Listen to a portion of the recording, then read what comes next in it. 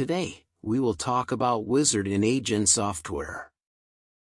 You can find it in the left sidebar setting button. Now, you can fill up your company name, database name which will show at the top right side and the path for your database.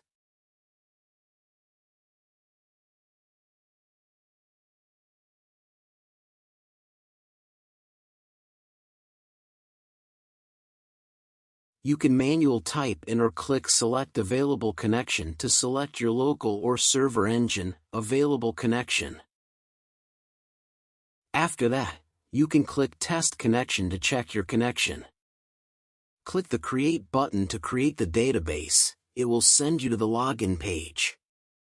Now you have successfully created your database. You can check it by login to the software. It will locate in Wizard. In this page, you can update your Wizard database by changing the information and click the Update button below.